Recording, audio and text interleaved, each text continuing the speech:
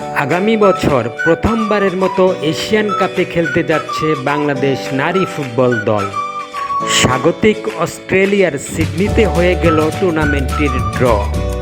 বাংলাদেশ পড়েছে গ্রুপ বিতে।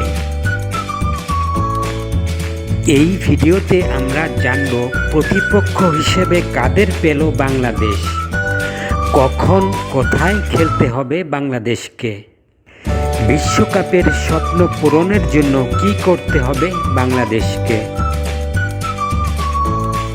2026 এশিয়ান কাপে 12টি দেশ 3টি গ্রুপে ভাগ হয়ে লড়বে। গ্রুপ বিতে বাংলাদেশের সঙ্গী বর্তমান চ্যাম্পিয়ন চীন, শক্তিশালী উত্তর কোরিয়া এবং উজবেকিস্তান।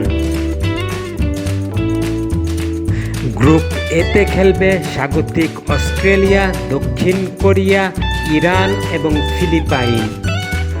এবং গ্রুপ সিতে খেলবে জাপান, ভিয়েতনাম, ভারত এবং চাইনিজ তাইপে।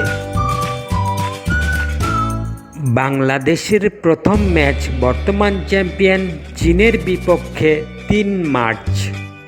6 মার্চ বাংলাদেশের প্রতিপক্ষ উত্তর কোরিয়া।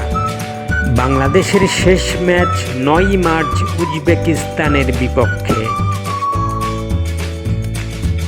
3 গ্রুপের শীর্ষ 2-এ থাকা 6 দেশ এবং তৃতীয় স্থান অর্জনকারী সেরা 2 দেশ খেলবে কোয়ার্টার ফাইনালে।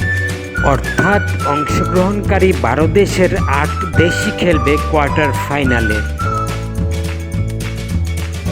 সেমিফাইনালে ওঠা 4 দেশ এবং কোয়ার্টার ফাইনালে হারা 4 দেশের মধ্য থেকে 2 দেশ, এই মোট 6টি দেশ সরাসরি বিশ্বকাপে খেলবে।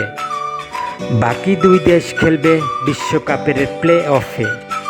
অর্থাৎ কোয়ার্টার ফাইনালে উঠলেই বিশ্বকাপ খেলা অনেকটা নিশ্চিত হয়ে যাবে।